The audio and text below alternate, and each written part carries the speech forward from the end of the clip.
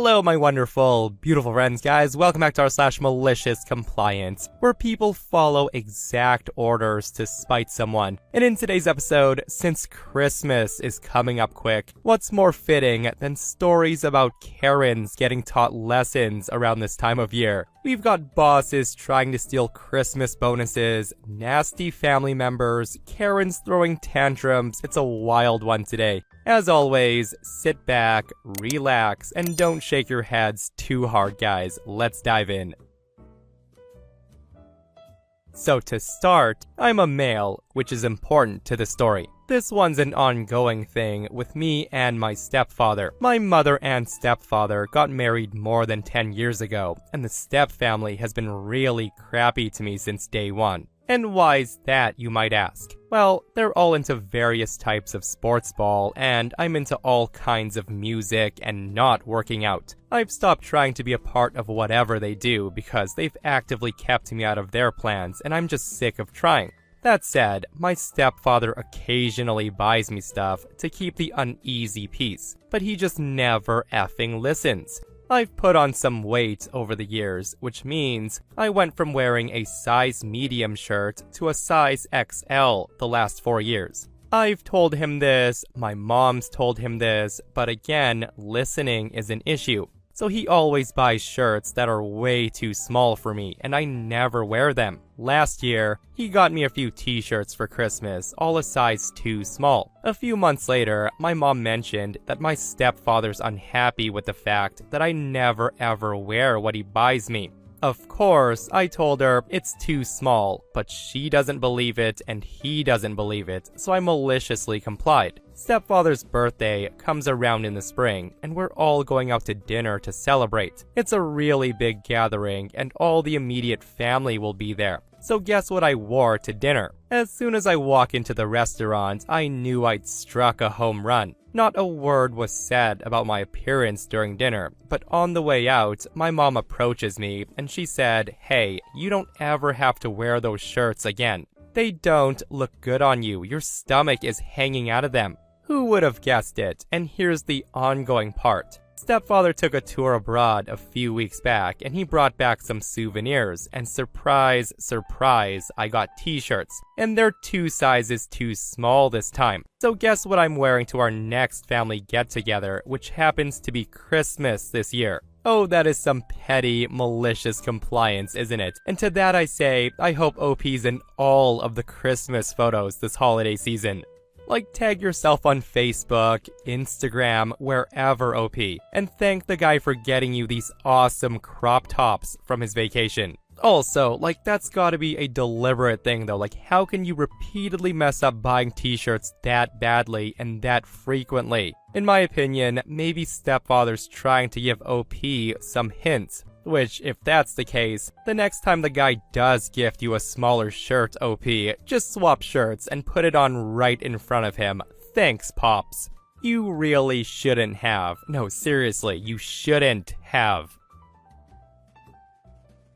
Okay, so I used to work for a small online retail company, and ultimately, I was there for about 10 years. One year, the owners decided that they wanted to reward employees during the holiday season with, wait for it, custom bobblehead figures of us employees. The company they found to do these lets you upload pictures of yourself and then choose outfits, a theme, or whatever. It was fully customized and not cheap. The average cost per bobblehead was about $100 to $150. Now, I was a little pissed that for all the time people had put in and all the hard work growing the company, that the owners felt it was more appropriate to get some goofy bobbleheads for us instead of a bonus check. And seriously, considering how much they were willing to pay for these custom bobbleheads, just cutting checks to us should have been a very real possibility. Anyways, they sent out the forms for us all to pick out which bobblehead designs we wanted to choose. While others did go along with it, I simply didn't fill out and return the form. This caught the attention of one of the a-hole owners, who reminded me that they wanted the form filled out so they could place the order. I told them I really don't want a bobblehead, and honestly, I would just rather have $100. Well, the owner refused, and he said, nope, you have to choose a bobblehead, no choice. So with that, here comes the malicious compliance. I did some browsing, and I found the most expensive design for a bobblehead I could choose, which was to have me put in a standing style wheelchair. When all was said and done, my particular bobblehead cost just over $250. If you're forcing me to choose a custom bobblehead, fine, I'll go with the most expensive one, and they never said a thing. About 4 years later, they would terminate me to find someone to do the same job for significantly less. I smashed the crap out of that bobblehead right after I took it home. Why am I not surprised at the last part, replacing a person who's been there for 10 years for somebody who will do the work for half the cost? Now I can see why they gave out bobbleheads instead of cash bonuses, those cheap owners. But yeah, nothing makes your employees feel more appreciated than a useless bobblehead of themselves for all the hard work they've done. And for sure, it was done for tax purposes. Again, cheap owners. And this person comments, Oracle gave out bobbleheads of their CEO one year, and quite a few wound up in the office restroom urinals. This happened several months before I left my last job. The company I was working for went through something of a restructuring. The old owner and boss retired, and they handed the company to his youngest son. In turn, the guy forced out a lot of great people in high positions, and he replaced them with underqualified friends. That said, I was a team lead engineer in the safety and compliance department. I had a team of 3 senior engineers and their juniors, plus a personal secretary, 2 general secretaries, and an office administrator. One of the people hired to oversee all the engineers of the company was the new owner's friend, a fresh out of school business student who didn't know the first thing on what we do or how we do it. His mindset was getting more out of us than was actually possible. It was his brilliant idea to downsize the department. Before, there were 2 teams like mine. Instead, he moved one team to be on build site, and he pawned all the extra work on my team. Unfortunately, we had already been swamped with the extra work, and now we're falling behind. The way our contracts were set up is we had our base salary plus the end of year bonus around Christmas time, and the bonus was based on performance, timely project completions, etc. Also, any hours worked a week above 44 was paid overtime at a premium rate. I went to the new department lead and I explained to him that we were swamped, and we needed a few new people or we needed another team. Him, being the cost-cutting SOB he was, would hear nothing of it. Instead, I was met with, do what you have to do to get it done. I don't care how much you have to work or your yearly Christmas bonuses will be in jeopardy. Of course, I tried to explain the situation, it's just way too much work. Well, his bright idea was to print out everything he said in his letterhead, sign it, and leave it at that. I had a nice long conversation with my team, and that's when the office administrator points out that we had, on company letterhead signed by the boss, a ticket for all the overtime we want. So that's exactly what we did. We gave him exactly what he wanted. We got all the projects done by working 80-hour work weeks for 3 straight months. And let's just say, the paychecks were beautiful. It was after the 3-month mark, I guess, where somebody in HR noticed the huge paychecks that everyone in my department was pulling in. My boss and I were called into a meeting with HR and the owner of the company, and let me tell you, the owner wasn't happy.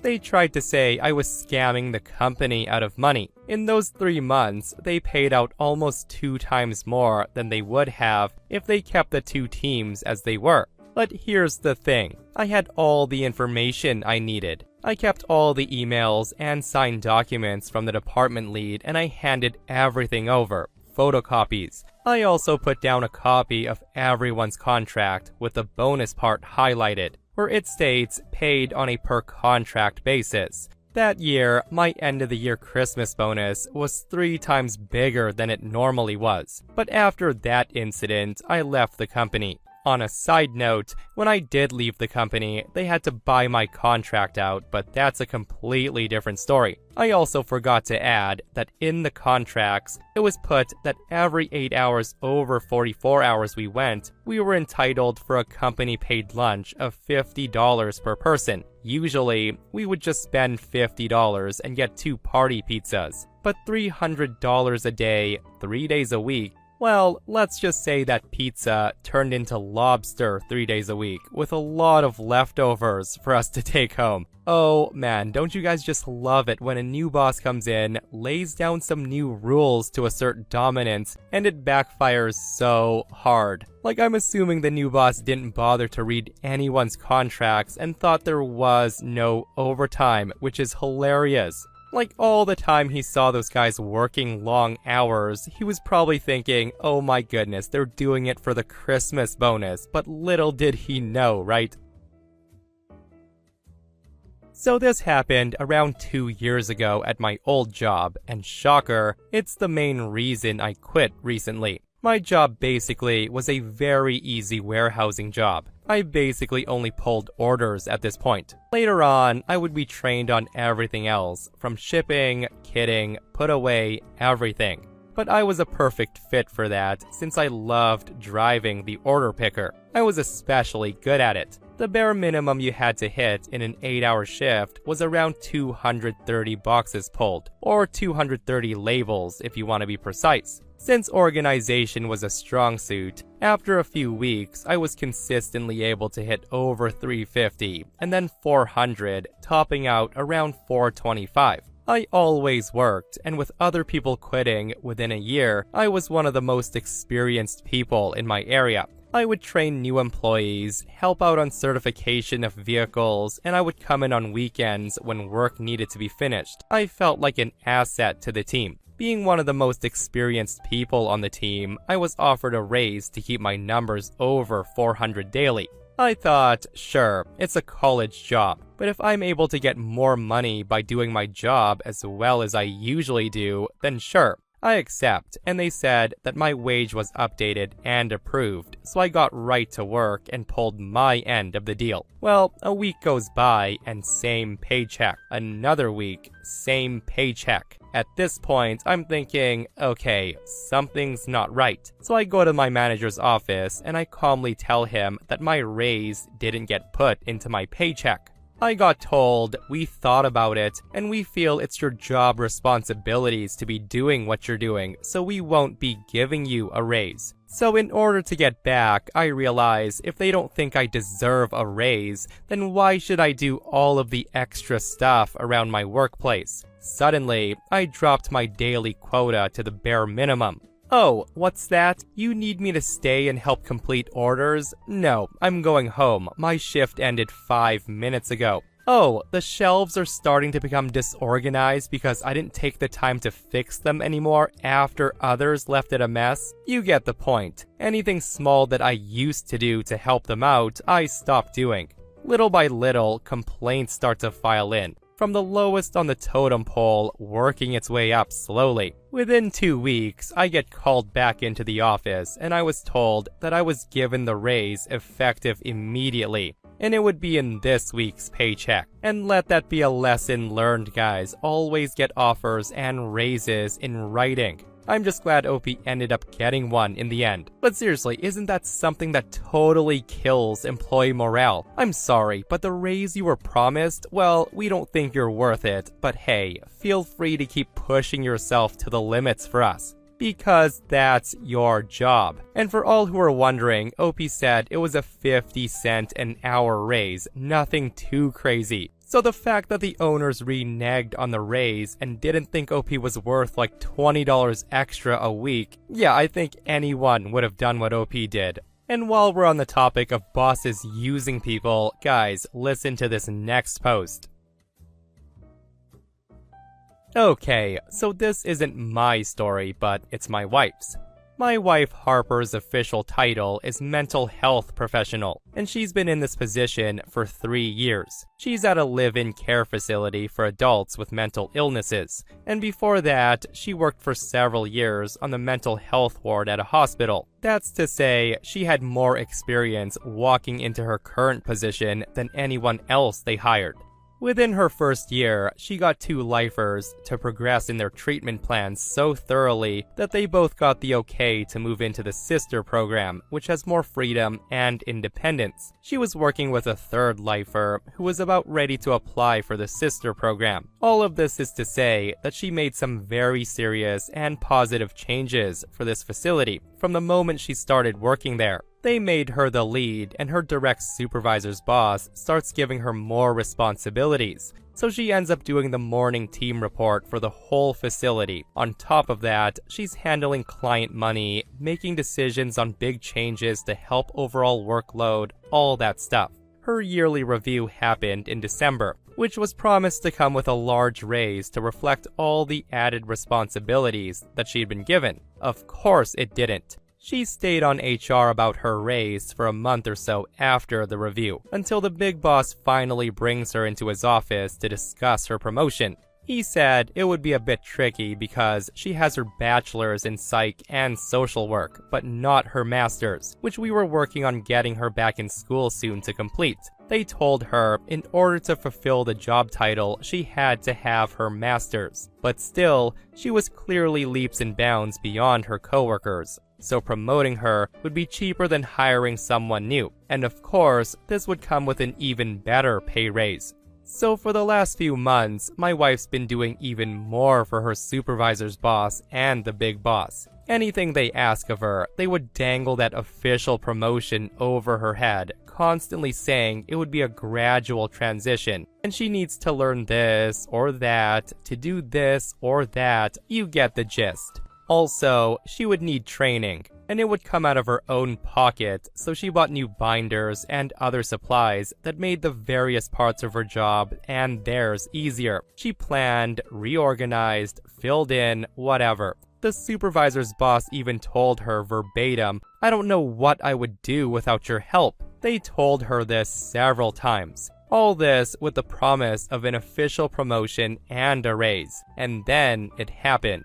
Last week, my wife was tasked with sorting through potential new hires, as they had been hurting for more hires for some time. The bosses had taken some of Harper's clients off her workload to make room for new responsibilities, and that's when she noticed that the stack she was given, all the applicants had a master's or a qualifying credential in social work, which she thought worrisome. 2 days ago, it was business as usual for most of the day, until about an hour before Harper was supposed to clock out. She calls me angry, in tears, ranting about the conversation she had with the supervisor's boss.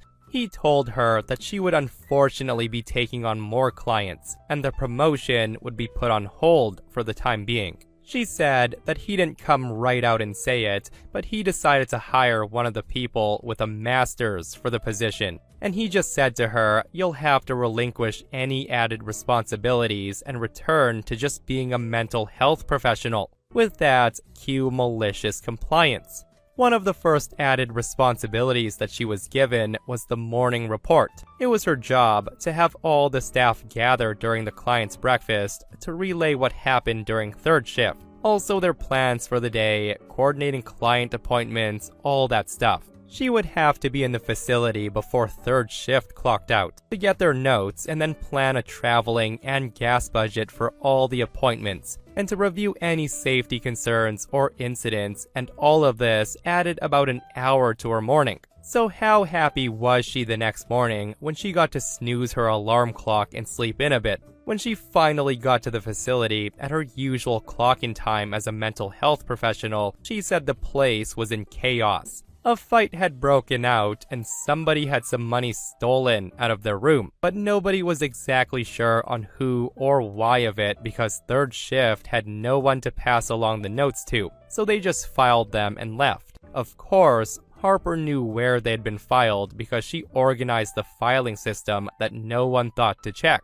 As soon as the supervisor's boss sees her clock in, he asked why she wasn't there for the report. You see, he was always a seemingly sweet and soft-spoken man, which made the sudden change of mind all the more surprising. Harper said that she just stared him down a bit, trying not to grin, and she said, "I'm just a mental health professional, remember? I can't handle the morning report." She then spent the rest of the day not doing the extra tasks that she's been doing for a long time, and giving him the cold shoulder, and let me tell you, it was a mess. And I want to be clear, it isn't that they chose a more educated person for the higher position. That makes plenty of sense. It's that they promised her that position, and they spent the last few months transitioning her responsibilities to that position, and promised her the pay raise to go with it, all the while never planning to give her that promotion.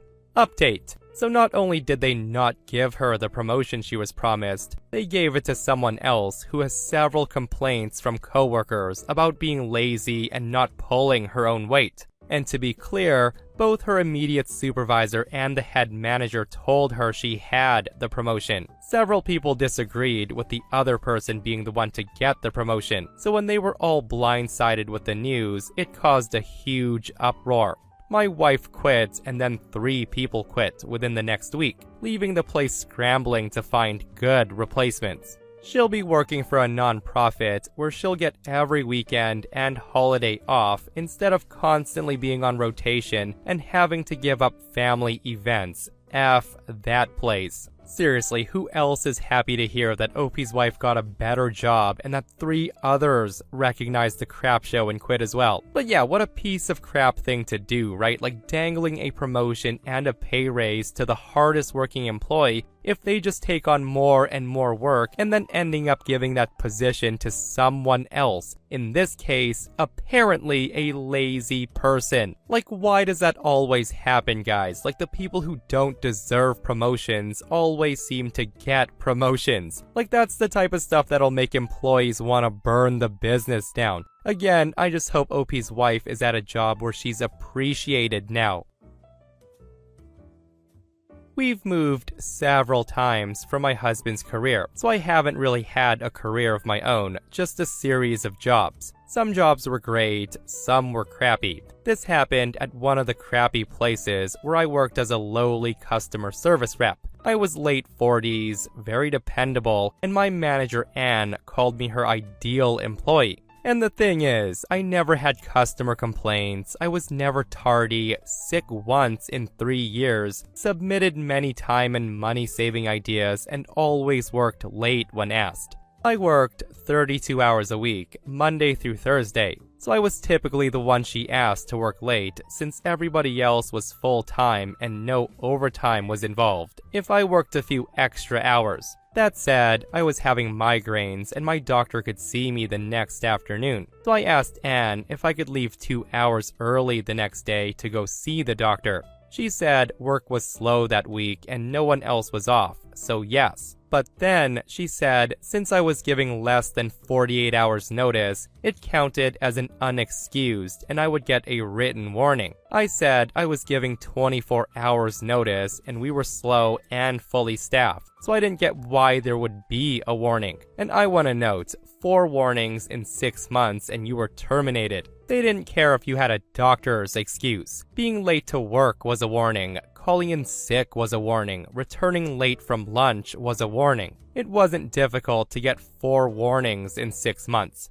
Anne said it was a matter of her having to shift the schedule around. She said it was inconsiderate to not plan ahead, and she didn't want to set a precedent to be taken advantage of. So I went to the appointment and I got a warning and I was ticked off about it. But I decided that I would be happy to comply with their petty policy in my own malicious way. I didn't have to wait very long. A couple of weeks later, Anne came to me about an hour before closing and she said she had a stack of orders that came in via Amazon and they need to be put in that day. She told me the phones had been busy, so the reps who normally entered the orders didn't get to them. She said, could I stay and put them in? I said I really had no other plans. Cue the smile on her face. But then I said I'd been thinking about what she said about giving 48 hours notice when asking someone to change their schedule. And she was right, it does lead to them taking advantage of you. I told her I would be willing to stay late 2 days from now, but I can no longer stay late on such short notice. She then said, but I didn't know I would need you until just now. To which I respond, oh, I totally understand. It's like when I was having migraines, right? And I needed to get to the doctor as soon as possible. I didn't plan on having the migraine. I think I deserve the same consideration that you deserve. If you give me 48 hours notice, I'm happy to stay. She was speechless. She had to pay someone else overtime to stay. A couple of days later, she thought she would get back at me when she told me that I couldn't remain part-time and that I would have to start working Fridays the following week. She said that with a smug look on her face, like she had won. That's when I calmly told her that the following Thursday would be my last day then. By that afternoon, she changed her mind and she said I could stay on my current schedule. I just love how that petty plan backfired on Karen real quick, like she knew OP was way too valuable to let go. But that is so stupid and also something I don't get, guys. Like, you have an employee who's a hard worker, who's never late, always stays late, willing to go above and beyond for the company, and you still can't bend the rules just once. Like, that 48 hours thing was such a BS move. And once again, way to make a long-time employee feel like they're underappreciated, Karen. I'm just glad OP fought back and they won in this situation. So I love birthdays, and I've always loved celebrating birthdays, both for myself and for others. I love to give gifts as much as I love to receive them. But here's the thing. I was born in December, so it's always been an uphill battle getting people to celebrate my birthday, or to separate it from the religious holidays happening that month. For me, it's not about the gift, but the principle. I've had several friendships where I was expected to help plan and pay for expensive gifts, dinners, trips, etc. for a spring or summer birthday, only to be told what an inconvenience it was to have to do something for a December birthday. I've been called greedy, childish, and I've even had people ask me why I can't combine my birthday with someone else to make it easier. It makes the friendship feel one-sided and make me feel like an inconvenience. I don't get so upset about it anymore, but I do have some firm birthday rules. Number 1, you don't have to get me anything, but if you do, just pick one, birthday or Christmas, keep them separate. Number 2, whatever the agreement is, let's make it mutual. If no birthday gifts is the agreement, it should hold for all birthdays involved, not just the inconvenient ones in December. Well, a best friend and I recently got into an argument about it because she felt I was being selfish for wanting 2 gifts in the same month. When I said we don't have to do birthdays, she insisted that she should get a gift for her birthday in March because it's a different time of year. I of course pointed out that this was unfair, but she wouldn't hear it. So I jokingly said in the end that if she gave me 1 gift for the month, I would purposely wait until March and I would give her an empty box for her birthday. She said, sure, go for it. And as promised, she gave me 1 gift for both days, and she told me, stop being so childish. And here's my malicious compliance. March comes around and she has a little get-together and it comes time to open gifts. When she unwrapped mine and she saw it was empty, I just said, Merry Christmas, and she got really upset. She then argued in front of everyone that I was being petty and childish and I was going out of my way to ruin her birthday. The other guests seemed really upset too, and some of our mutual friends told me to apologize. I refused to do so, and we haven't spoken since. Good riddance is what I say, guys. And seriously, it's so funny how they called OP childish when they're the ones being like that. And as for the others, I think OP needs to start looking for better friends because clearly it's a rule for thee and not me. Seems that nobody cares about OP.